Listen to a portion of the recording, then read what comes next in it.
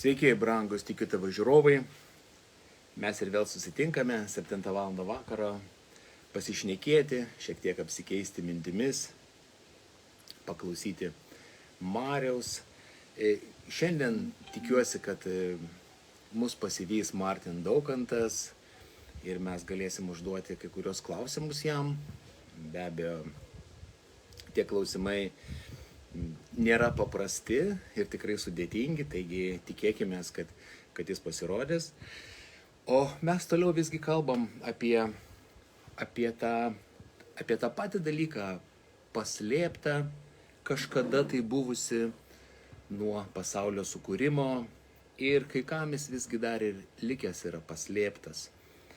Kai kam dar neatidengtas, tas gaubtas ir kai kas dar gyvena ir suvokia ir ieško Dievo ne gyvybėje, ne gyvenime, ne jo teisume, kaip mes vakar skaitėme, bet pasmerkimo tarnavime ir kaip ten mes vakar, neatsimenu, ten tas įstatymas buvo mirties tarnavimas, netgi rašo, kad tuo laiku tai buvo. Tai buvo toks metas tiesiog. Bet Dievas turi progresą ir mes, ir yra apreiškimo progresas taip pat, ir mes einame naują. Ir dažnai mes užsiduodam klausimą, kaip čia yra. Nežinau, ar jūs kada nors jums atėjo mintis, kad tie, kas skaito Dievo žodį, jie randa tokius dalykus, kad Kristus jau turėjo ateiti tuoj pat greitai. Netgi labai greitai, ten galbūt kelių savaičių klausimas buvo. Ir žmonės, įsivaizduojat, jau taip jo laukia, ant tiek buvo ta dvasia ir žinia tokia tikra, kad jis jau ateina, jau viskas, jau čia amžių pabaiga, jau čia viskas baigėsi. Ir žmonės parduoda savo turtus, neša apaštalams prie kojų, jie jau žino, kad paskutinės dienos jau ateina Kristus, nebėra savo nieko ko pasilikti. Ir viskas, mes čia laukiam su išskėstom rankom ir mes matom, kad jis neatėjo. Ar jums nekyla klausimas, kodėl jis neatėjo? Jis pamiršo, užmiršo ir vėlgi, kada jis ateis? Taigi, ateimas mes žinom, rašte parašyta, kad tai bus netikėtai. Nespėsime pasiruošti, nespėsime kažką tai ten pagudrauti. Kai mes, tarkim, darbe laukiame patikrinimo kažkokio, ar net važiuoja direktorius, tai mes spėjom pasiruošti kažkokias tai savo nuodėmėlės užglaistom. O, Martin Daukantas, labas, prašom, atėjo, Martin Daukantas. Sveiki. Sveiki, tai kaip aš ir minėjau, kaip ateina Jėzus Kristus, jisai, žinokit, ateis netikėtai, kaip ir Tu čia prigalvoji. Kaip ir brolis atėjo ir iš tikrųjų aš, broliu irgi netikėtai pasikviečiau, žinokit, prieš 10 minučių. Sakau, ateik, Martinai, yra pasišnekėti. Tai Martinas vienas iš tokių širdžių ir nuostatų pavyzdžių, kaip mes turim laukti Kristaus. Tai yra kiekvieną minutę pasiruošęs. Pažiūrėsim. Gal kaip užduosi klausimą, taip ir sakysi, jums eterį laukas. Jo, bet čia iš tikrųjų ir man yra tokia pamoka, kad gyveni taip ir tu nieko nebijai. Esi dvasio ir tiesoje prieš Dievą tyras, švarus, neturi ko slėpti, neturi jokių baimių. Tai mes su žiūrovais ir kalbėjom apie Kristaus ateimą, kaip jisai iš tikrųjų ateis netikėtai visiškai. Mes turime būti pasiruošę laukti. Tai irgi čia mūsų apmąstymams tai irgi tokie dalykai. Čia rimtas klausimas. Čia viskas pas mus rimta. Oi, čia rimčiau būti negali. Tai tik pradžia, ne, kai Martinai sakai. Gerai, tai grįžkime prie laikas eina mūsų, grįžkime prie to mūsų penktadienio, kur negalėjom pabendrauti su tavim, užduoti tų įdomių klausimų. Tai padarykime šiandien. Ir mes jau kur dabar randamės, mes jau stovyklos teritorijoje randamės. Jo, tai dėl to ir negalėjom penktadienį pasikalbėti, kad pilnu tempu ėjo pasiruošimas stovyklai. Ir mes jau čia, jeigu kažkas ten žiūri ar žiūrės, kas planuojat atvykti arba svarstot, tai žinokit, jo, viskas paruošta. Dievas viską mums duoda malonę, viską paruošti, jo, ir nu, iš tikrųjų viskas labai nuostabiai, fantastiškai. Viskas paruošta vestuvėms. Jo, viskas paruošta džiaugsmui, su viešpačiu, buvimui, tame artume, tame tikrume, nes viskas apie tai. Arba mes tai priimam, arba mes to nepriimam. Ir kada mes to nepriimam, tada prasideda milijonai variantų, visokiausių baimių, visokiausių bėgimų, įrodinėjimų, pykčių, bet kada mes priimam Dievo meilę, Dievo malonę savo ir suprantam, kad tai ne tik tai man, bet tai yra ir mano artimui, tai viskas keičiasi, visiškai kita istorija. Amen. Man patiko, kai tu pasakoji savo liudymą, kaip ieškojai Dievo ir nusprendai išsiaiškinti, kas čia per dalykas. Pasiraitosiu rankovės ir išsiaiškinsiu. Jo, buvo toks Ir reikalas. šiandien toks pavyzdys iš tavo gyvenimo, kad tu tikrai išsiaiškinai.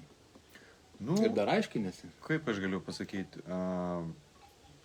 nuo tam tikro momento, kai Dievas atrado mano širdį, kai Dievas padėjo man suvokti jo, kad jis yra geras, jo, kad Dievas, šiaip kai susimastai galvoji, ant kiek Dievas yra geras, kad jis būdamas geras dar nepasipiktina, kad mes iš jo darom monstrą, kad mes iš jo darom kažkokį piktą, nepatenkintą senį visą laiką. Mes jam suverčiam visas blogas istorijas ir iš savo gyvenimo, ir iš kitų žmonių gyvenimo, tų kaltinimų be galo. O jis ištvermingai ieško galimybių mums įrodyti priešingus dalykus. Tai vat, kai jisai sugebėjo tai padaryti, žinot, aš tik tai linkiu, kad visi taip gyventų, žinokit. Nes va, tas apreiškimas, tas suvokimas, kad Dievas su tavim, kad Dievas už tave, tai nereiškia, kad gyvenimas pasidarė kažkoks tai rožinis, ta prasme, kad aplinkybių blogų nebėra. Ne, aš gyvenu Lietuvoje, aš gyvenu planetoj Žemėje, kur patys matot, kas vyksta ir baisus dalykai vyksta, bet su viešpačiu tai yra visiškai kitas gyvenimas, tai yra visiškai kita istorija. Amen, amen. Šaunu, taigi stovyklos tema, šiek tiek dar užbaigime reklamą, stovyklos tema ramybė audroje, tai aš manau labai aktuali iš tikrųjų tema. Jo. Ir noriu pakviesti jūs žiūrovai, kas žiūrite, kas galbūt turite kažkokių tai, tarkim, negerų tų minčių, kažkokių prieštaringų minčių apie malonį bangą, apie šitą veiklą, tai aš tikrai kviečiu pasiraitoti rankovės, atvažiuoti ir išsiaiškinti. Tai... Man labai patiko vienas brolis, žinok, jisai čia paskambino prieš kokias 2 savaitės, turbūt gal 3 jau dabar. Ir sako, kas jūs tokie, aš pirmą kartą jūs matau, aš dar nesusipažinau su to žmogumu, aš taip ir nežinau kol kas tai, bet ką aš noriu pasakyti, kad žmogus sako, aš paklausiau, man labai įdomu ir aš atvažiuosiu porai dienų. Aš iš pradžių 2 dienas išsipirkau, aš atvažiuosiu, pažiūrėsim, pasikalbėsim, jeigu galima, sakau, be abejo galima. Ir po to spręsiu, gal pasiliksiu ilgiau, gal ne, žinot, norisi pasakyti, labai fainas, blaivus požiūris, ne, jo, ne kažkoks tai ten, oi, baisu, iš karto vėl gąsdindavai save arba kitus, bet toksai žvalus, blaivas pokalbis ir žmogus sako, važiuoju, pažiūrėsiu, pabūsiu ir pats nuspręsiu, ne per kažką tai kažkaip tai, žinai, kažkas kažką pasakė, tiesa, netiesa, nežinai, tų pletkų belekiek. Priešas visą laiką meluoja, kažkas kažką nesuprato, ne taip išgirdo. Ir vienu žodžiu, gaunasi toks jovalas. Tai vienas iš labai svarbių principų yra visada eiti link šaltinio, jo, kokia taip būtų situacija. Ir šitas žmogus taip ir daro, jisai važiuoja pamatyti savo akim. Šaunuolis. Nuostabu, susipažinsim su to žmogum. Nuostabu. Taigi, dabar tada pratęskime mūsų savaitės svečio rubriką. Klausimai, atsakymai. Ir toks buvo klausimas vieno mūsų žiūrovo, gal nesmeniškai tau, bet jis tikrai geras klausimas. Aš turiu savo kažkokią versiją, bet laikiau jį specialiai tau. Taip. Ir klausimas, kaip supranti šį Jėzaus pamokymą? Yra iš Mato 5:27.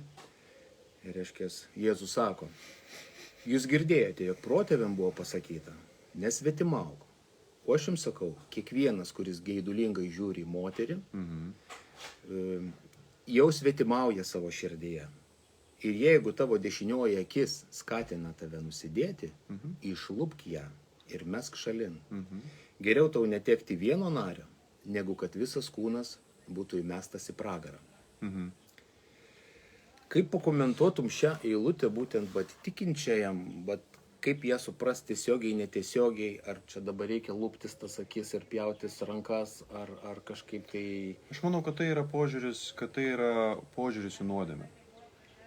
Kad, bent jau man teko girdėti nemažai, kad yra didelės nuodėmės, yra mažesnės nuodėmės, kad vienas nuodėmės negalima daryti, kitas kaip ir lyg tai galima, kaip ir lyg tai Dievas ten nepyksta ir čia nieko tokio nėra. Bet Jokūbo laiškas labai aiškiai pasako, kad jeigu tu padarėjai, nusižengiai prieš įstatymą nors viename dalyke, tu esi kaltas prieš visą įstatymą. Taigi, apie ką čia eina kalba? Čia eina kalba apie visišką radikalumą, kad Dievas nebando mus kažkiek užglaistyti, kad Dievas nebando mus kažkiek pataisyti, patvarkyti, paremontuoti. Dievas duoda visiškai naują gyvenimą. Dievas sako, aš padariau viską naują ir jisai duoda mums visiškai naują prigimtį. Tas senasis žmogus, kaip parašyta Romiečiams 6:6, jo senasis žmogus yra nukryžiuotas su Kristumi.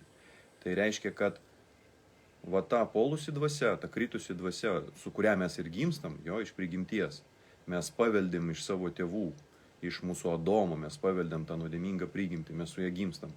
Tai kai mes priimam Jėzų Kristų, šitas senas žmogus, jis nukryžiuojamas, jis yra visiškai nužudytas, o naujas žmogus atsiranda jo, kai mes Jėzuje Kristuje gyvenam. Ir čia ne apie tai, kad vienos nuodėmės ten blogesnės, kitos mažesnės, vienos didesnės, kažkokios ten specifikacijos. Čia apie tai, kad nėra pokalbio iš vis apie nuodėmę. Kad Jėzus duoda dovaną ir tu tą dovaną priimi, tą teisumą tu priimi kaip visišką atstatymą. Ir kada tavo sieloj vyksta kova už nuodėmę, tai požiūris į nuodėmę visiškai radikalus, kad tau nereikia tos nuodėmės. Tai ne tavo prigimtis, tai ne tu. Tau nereikia turėti nieko bendro su ją. Ir tavo kova su tuom turi būti visiškai radikali. Jo? Bėk iš tos vietos, kur tave veda į nuodėmę. Nebūk tuose bendravimuose, kurie tave veda į nuodėmę. Tu jau žinai, tu jau bandėjai. Neapsigaudinėk, realiai pažiūrėk į tuos dalykus ir suvok, kad tai ne žaidimas, tai ne kažkokie, galima taip, o galima kitaip. Taip, Dievas tavo atleidžia, čia ne apie tavo išgelbėjimą, čia apie tavo gyvenimą. Tavo išgelbėjimas tau duotas kaip visiška dovana. Tu ir aš, mes visi galim išsigelbėti tik per Dievo duotą malonę. Bet kaip mes gyvensim, labai priklauso nuo mūsų pačių. Kiek mes patikėsim to teisumu ir kiek mes išstosim prieš nuodėmę savo gyvenime, kiek mes išstosim prieš visą tą tamsą, kuri viešpatauja šitame pasaulyje. Ir aš šituo rašto vietoj matau aišku, radikalų visiškai požiūrį apie tai, kad reikia kovoti su nuodėme. Nereikia pasiduoti jai. Tie, kurie traktuoja malonę apie tai, kad čia yra leidimas nuodėmiauti, tai Paulius labai aiškiai atsako į tą klausimą. Kelis kartus Paulius pats savo laiške, pavyzdžiui, Romiečiams 2 kartus laiške, jisai pats savo užduoda tą klausimą, aiškindamas malonę. Sako, tai kągi dabar mūsų nuodėmiauti. Ir po to jisai sako, jokių būdų, ir ten po to argumentai eina ir taip toliau. Kad čia visiškai ne apie tai, ne apie tai, kad malonė tai yra nuodėmiauti. Malonė tai yra dovana ir tai yra jėga išeiti iš bet kokios nuodėmės. Bet jeigu aš nepriimsiu tą ryžtą, jeigu aš neišstosiu prieš nuodėmę, tai visa ta jėga, jinai lieka, žinot, kaip tas užtaisytas galingas šautuvas, bet jo nieks nenaudoja. Arba ten kalavijas, kuris nugalastas, paruoštas, tu tik tai sunaikink priešą, bet jis guli kažkur tai. Mes tame dalyvaujam. Dievas davė mums valdžią būti Dievo vaikais. Dievas davė mums labai daug. Jis sako, jūs paveldėtojai visko, bet kol jūs esate kūdikiai, jūs kaip vergai. Jūs net nežinot, kas jums priklauso. Tai Dievas mus kviečia į tą augimą, jis mūsų nesmerkia. Jeigu tu šiandien papuoliai nuodėmę, tai Dievui tai nešokas. Dievas dabar jau nėra ten kažkoks paralyžiuotas ir ten, nežinau, nervuotas. Jis puikiai supranta visą tavo netobulumą, visą mano netobulumą, visas mūsų klaidas, jis puikiai žino. Jis rodo, kaip iš to išeiti ir ne tik rodo, bet duoda jėgą palikti tai, Bet, brangusis, reikia tavo radikalaus požiūrio į tą situaciją. Neturi būti tavo, ai, nu gal eisiu, nu gal neisiu. Žinau, kad kai nueinu su šitais draugais žiūrėti futbolą, visą laiką prisigeriu ir po to važiuojam pas mergų. Nu tai neik tada su tais draugais žiūrėti futbolą. Su futbolu viskas tvarkoja, bet problema yra su ta kompanija, su kuria tu paskui prisinuodėmiauji, prisidarai reikalų ir po to tave griaužia sąžinė, tave šetonas ten visai kaltina ir tu pasiduodi tuos dalykus. O kas liečia va to radikalumą, apie lupimą akis ir taip toliau, tai čia istorinis momentas. Rankų pjausti. Jo. Čia reikia skaityti trupučiuko kultūrinių dalykų. Atsimenat laiške Galatams, man atrodo, atsimeni, Paulius rašo, kad jūs buvot pasiruošę išlupti akis. Čia yra išraiška, kad tai yra radikalu, tai yra tiesiog, mesgi turim savo kalboje posakių visokių, mes turim visokių irgi išraiškų, kurios, pavyzdžiui, į kitas kalbas nelabai išsiverčia, nes jos beprasmės ir tie išsireiškimai yra turbūt visose kalbose, aš ne ekspertas visų kalbų, bet tokie išsireiškimai, bent jau 3 kalbas žinau, tai tuose visuose kalbose yra tokie išsireiškimai, kurių į kitas kalbas tiesiogiai neišversi, kad nesąmonė gaunasi. Tai čia ne apie tai, kad lupti ten pjauti savo organus, tai nepadės paprasčiausiai. Nes problema ne jūsų, kaip sakyti, matymo optikoj, kas yra akis. Tai yra optika, Sensorius. Turi kamerą, ten prisisuka tas optinė dalis, Tai nuo to, kad tu ten sudaužysi tą optiką, tavo fotoaparatas nepagerės ir nepablogės. Jis tiesiog bus be optikos. Taip ir tavo kūnas, jis tiesiog bus be optikos. Ir jeigu tu nukirsi savo ranką, tiesiog neturėsi čiuptuvo ten kairės arba dešinės pusės. Bet nuodėminga prigimtis tai yra sielos nepakeista dalis. Tai yra ta liekana, kai, jeigu mes kalbam apie atgimusį žmogų, tai kaip ir minėjau, Romiečiams 6:6, tas senasis žmogus yra nukryžiuotas. Bet tada kažkas sako, tu iš kur tie norai, iš kur tie geismai. Siela nepasikeitė. Jeigu tu dar nepradėjai eiti to pasikeitimo keliu, tai tavo sielai viskas suformuota pagal tą senąjį žmogų, kuris norėjo nuodėmės, kuris visko bijojo, kuris buvo visiškai egocentriškas, kuris buvo atskirtas nuo kūrėjo. Jis jam be šansų, jisai pasmerktas. Tai jis nukryžiuotas, dabar yra naujas žmogus, bet siela išliko dar ta nepakeista. Taigi mums reikia eiti šventėjimo keliu ir apie tai rašo ir Petras, ir Paulius, ir visas raštas apie tai kalba, bet ne iš baimės, ne iš pasmerkimo, ne iš to, kad Dievas piktas, o dėl to, kad Dievas geras ir jis tave veda. Jis tas, kuris tau padės išeiti iš bet kokios tamsos. Dar dabar, kai tu man pasakai, man tai fan, tokių minčių, kyla į tokį, dar pridėjimą. Iškilo, kad šita vieta iš tikrųjų, aš net nežinau, kai tu pasakai, prisiminiau, ta vieta parašyta šiandien, Jėzus kalbėjo nepaprastiems žmonėms iš tikrųjų šitą. Čia jisai po susitikimo su fariziejais. Čia būtent yra pabrėžta, nes fariziejai save laikė teisėjais. Ir mes ten tą laikomės, mes to laikomės.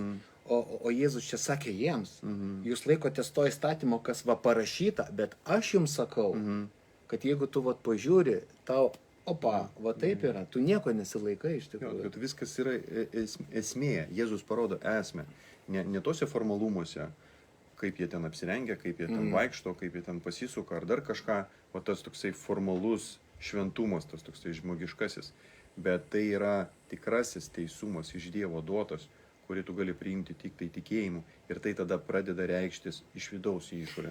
Ir tai yra mūsų toks asmeninis dalykas, to netgi ir nieks nematys. Dabar kaip daugelis krikščionių bažnyčiose vaikšto, gyvena tose religinėse bendruomenėse, jie būna tokie, kaip ir Jėzus pasakė, tie pabalinti grabai, jie tiesiog gražiai elgiasi, bet šitos vietos, tarkim, jos yra labai svarbios mums į širdį. Nes gali būti brolis, jisai ten toks visas atrodo gražus, bet kaip mes ten toliau įrašo, jeigu tu broliui pasakei, tu pusgalvi, tu jau vertas pragaro ugnies, ten užsikabink akmenį ir šok. Tokie dalykai. Tai čia vienas dalykas, ką norėjau atkreipti dėmesį, kad čia nepaprastam tokiam žmogeliui, bet tam, kuris save laiko labai jau teisiu prieš Dievą. Čia buvo pagrindinis Jėzaus, taikinys, nes būtent religijos dvasia labai daug atneša žalos. Ir čia ne apie tai, kad kažką tai pasmerkti. Mes kovojam ne prieš kūną ir kraują. Mes kovojam prieš būtent tas dvasias. Ir Jėzus su jom kovojo. Jis ir sakė, kad jūs stovit, raktus turit, patys neužeinat, žiūrėkit, ir kitų neįleidžiat. Čia baisu. Va tai yra baisus dalykas, bet, tik aš meldžiuosi, kad mūsų tie pokalbiai neparagintų jūs pradėti eilinę raganų medžioklę. Nereikia pulti ten kažkokį tai žmogų, kuris jums apsišvietė dabar, girdint tos apibūdinimus, kurie parašyti rašte. Mes ne tą dalyką raginam. Mes raginam pamatyti tai pirmiausia savyje Jo. ir ateiti pas viešpatį ir viešpats padės iš to išeiti, nes nėra tokio žmogaus, kurį Jėzus nenorėtų išgelbėti. Dievo žodis labai aiškiai apie tai sako, kad Dievo valia, kad visi žmonės išsigelbėtų ir pažintų tiesą.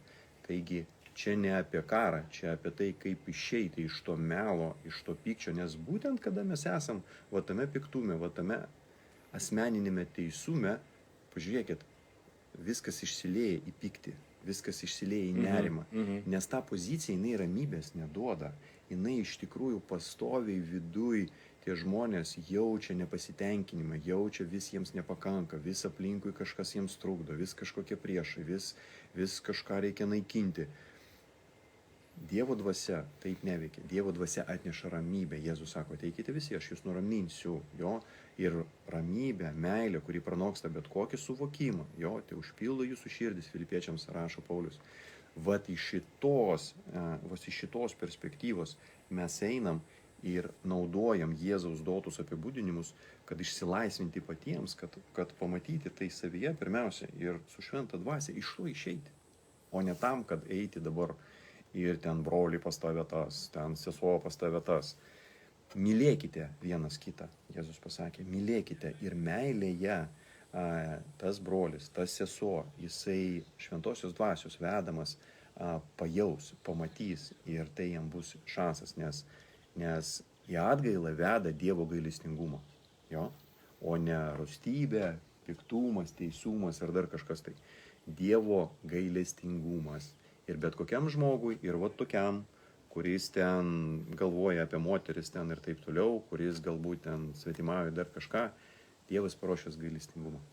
O aš ten dar, žinai, kai Martin pridėčiau, kad daugiau iš tavęs irgi kalbėjau tokią radikalią poziciją, bet aš patyriau tokį įdomų dalyką savo laisvėjime, būtent per tą besąlygišką meilę ir ką mes kalbam apie malonę.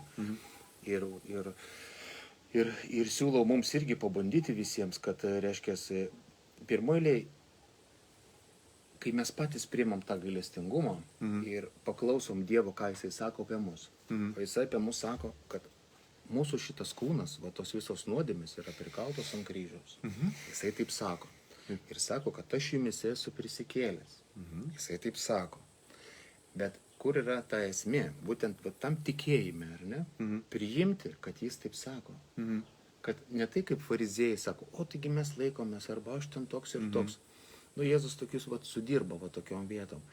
Bet Evangelijos esmė ir yra, kad tu švarus, nors tu ir, tarkim, nesi švarus, ar ne, buvai nešvarus, kažkokį buvai susitepęs, kaip ir aš, pavyzdžiui, neturėjau priklausomybių, visokiausių baisių dalykų. Bet tol, kol aš pats kovojau, man nepasisekė. Bet kur tas yra stebuklas, kai aš priėmiau tai, kaip Dievas apie mane galvoja. Ir čia buvo tas pagrindinis pagrindas ir ašis. Ne tai, ką aš darysiu, ką aš darau, bet tai, kas aš esu. Kai aš susiduriu su pagundimu kažkokiu tai, man kažkaip iš vidaus būdavo mano tikėjimas, man pasakydavo ne tai, kad aš tikiu, kad yra Dievas, aš tikiu, kad Dievas taip pat darė, aš tikiu, kad Dievas nekenčia nuodėmės. Ne ta esmė, bet ta esmė, kad aš tikiu, kad aš švarus. Supranti, kaip, galbūt iš kito galo, bet tada tai manyje yra ir yra tai pagrindas būtent, pagrindas to šventumo. Matai, mesgi religinė dvasia aiškina, kad tu esi nuodėmiautojas, nes tu padarei nuodėmę. Bet tiesa yra ta, kad mes darom nuodėmę dėl to, kad mes esame gimę nuodėmiai. Suprantat? Galiu pakartoti. Ne dėl religinė dvasia sako, kad tu nuodėmiauji ir todėl tu esi nuodėmingas. Nuodėmiautojas. Bet tiesa yra ta, kad mes nuodėmiaujam, nes mes viduje esam nuodėmingi. Ir Jėzus tai pakeitė. Amen. Tas senasis žmogus nukryžiuotas ir nauja dvasia yra mumyse. Jo? Ir dabar man reikia patikėti, kas yra viduje, koks pasikeitimas įvyksta. Ir va ta jėga, Būtent. jinai išsiveržia į mano sielą ir visi baisus dalykai pradeda trauktis, taip pat kaip ir lygos. Mums reikia patikėti tom, kas yra atlikta. Amen. Ir tada ta jėga iš dvasinės perspektyvos, iš dvasinio pasaulio, jinai liejasi į mūsų gyvenimą, į sielą ir į kūną. Vat tas ir įvyko. Tavo gyvenime tas buvo, mano gyvenime. Kad mes patikim, nes tikėjimas tai ir yra kaip tas tiltas. Tai viskas yra, Jėzus viską padarė. Kodėl tai neveikia mano gyvenime? Nu, todėl, kad aš netikiu. Todėl, kad, gal nebloga teorija, gal. Atrodo, kad turi pats padaryti, pats kažką tai padaryti. Ir tada pasiūlymas iš religijos pačiam daryti tuos dalykus. Bet tai yra utopija, tu negali padaryti tų dalykų. Mūsų užduotis, visų mūsų užduotis, tai yra tikėti tuom, ką kalba Dievas. Tai yra mūsų užduotis, tai yra mūsų tikslas, tai yra tai, ką mes turim skirti dėmesį kiekvienoj dienoj. Kiekvienoj dienoj parašyta pirmiau už viską, mąstyk apie tai, kas danguje. Jo ir dar tas momentas, kaip ir tu dažnai sakai, bet aš irgi dar norėčiau pratęsti, kai tą dalyką priėmė tą savo šventumą, taip kaip Dievas pasakė. Ir dar noriu paminėti tokį dalyką, kad kartais ne visą laiką, ne iš karto apsiverti, žodžiu. Šventoji dvasia apsigyvena, bet velnias vis tiek ateina, jis vis tiek ateina, bado pirštais, tau čia nepasiseka, o čia dar tu toks, o kur čia pažiūrėjai dabar, ir vėl pažiūrėjai, ir žinai, ir šitoje vietoje aš pastebėjau irgi iš tos patirties, kad laiko gabaliukas, nereikia bijoti duoti tam laiko, kad būtent mūsų tikėjimas įsigyventų. Ir praktikuokime tai, kiekvieną dieną, kiekvienoje situacijoje, tą, ką pasakė Dievas, kas aš esu. Ir ta šviesa, jinai išstums tamsą, paprasčiausiai taip yra. Taip. Patys, aš kaip netgi sakau, pati dvasia tada užtarė, jinai. Jo. Mes nuo to, kad man nepasisekė vieną ar du kartus, Dievo žodis nepasikeitė. Kažkas sako, aš bandžiau, tas neveikia. Tai jeigu nesuveikia tavo gyvenime, žinot, tu gali nusipirkti benzopjūklą, nesugebėti jį užkurti ir sakyti, mano gyvenime tai neveikia. Tu jo neužkūrei, tu ne tą mygtuką galbūt paspaudai, ne tą lenciūgą patraukė ar dar kažką, tai supranti. Dievo žodis nesikeičia, Dievo žodis tas pats per amžius, suprantat, viskas pasibaigs, šitą žemę visiškai bus pakeista. Dievo žodis išliks. Reiškia, kai mes pagaliau jau viskas paliksim šitą žemę jo ir susijungsim visiškai su viešpačiu, ta prasme, tai Dievo žodis išliks. Ir jis taip pat galios. Taip pat bus malonė, nes Dievas per malonę viską padarė. Bet mes ateisim su pasiūlymais Dieve, kad čia neveikia tas ar neveikia tas. Dievas sakys, žiūrėkit, puikiai veikia. Jo, ir bus žmonių, kurie sakys, ne, pas mus viskas puikiai suveikia ir valio, ir mes patenkinti, palaiminti. Tai, drąsinam jūs nepasiduoti. Nepasiduoti, jeigu jums nepavyko vieną kartą, nepavyko antrą kartą, 100% jums pasiseks. Leiskit šventai dvasiai veikti. Svarbiausia, kad tai nebūtų koncentracija vėlgi jūsų darbus.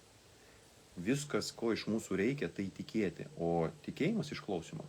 Jo, mums reikia klausytis Dievo žodžio ir jį taikyti. Jo, žiūrėti, ką aš mąstau, kaip aš žiūriu į tą ar kitą reikalą, kaip aš veikiu, nes aš veikiu iš tom, ką aš tikiu ir ką aš mąstau. Viskas yra surišta tarpusavy. Ir tada tai pavirsta rezultatais ir jums pavyks ir jūs busit labai patenkinti, jūs busit labai apsidžiaugę, nes pavyks. Taip, be abejo, nes tai yra Dievo žodis ir jisai turi galią. Ir galbūt jau mūsų laikas baigėsi, tai mes po truputėlį atsisveikinkim, aš čia dar porą eilučių kaip tik atsiverčiau, paskaitysime, šiandien judam irgi stovyklo, jau turim kurios užsiėmimus, jau klausom jau klausom Dievo žodžio. Ir čia mes paskaitykim šiek tiek keletą eilučių iš 2 Korintiečiams, 4 skyriaus nuo 3. Į Paulius sako, o jeigu Evangelija yra paslėpta, tai ji paslėpta žūstantiems, kuriems šio amžiaus Dievas apakino protus, netikintiems, kad jiems nesušvistų Kristus, kuris yra Dievo atvaizdas, šlovės Evangelijos šviesa. Ir kai žiūrite žmonės, iš tikrųjų, Martin, mane, kitus žmonės, nežiūrėkite žmonės. Toliau Paulius sako, mes ne save pačius skelbiame, Amen. bet Kristų Jėzų, kaip viešpatį, o mes jūsų tarnai dėl Kristaus. Amen. Amen. Nieko nebepridėsiu. Amen. Žiūrėkite toliau Tikiu TV. Tikiuosi, po ryt taip pat sulauksime reportažų, kažkokių gal kitų žmonių pasidalinimų. Būkite su mumis. Stebėkite per atstumą. Mes, kaip suprantu, Maloni banga transliuosim tos pranešimus mūsų. Taip, Maloni banga YouTube'e. Susiveskite šitą paskyrą ir bus transliacijos. Kiekvieną dieną, net po kelias, tai, kas vyksta stovykloje. Išdaviau. Dabar nieks nebevažiuos. Kodėl? Viskas skaniausia yra čia. Taip, iš tikrųjų ta aplinka, kurioje mes atsiduriam, tai to nepatirsi namie. Be abejo. Ačiū Dievui, kad galimybė yra transliuoti, viską matyti, bet nieko nėra nuostabiau už gyvą bendravimą, už gyvą buvimą, už gyvą maldą. Maldų tai netransliuosim. Gerai. Ačiū, Martin. Valia. Už tavo atvirą širdį. Ačiū tau. Sudie, brangų žiūrovai. Iki brangiai. Iki pasimatymo.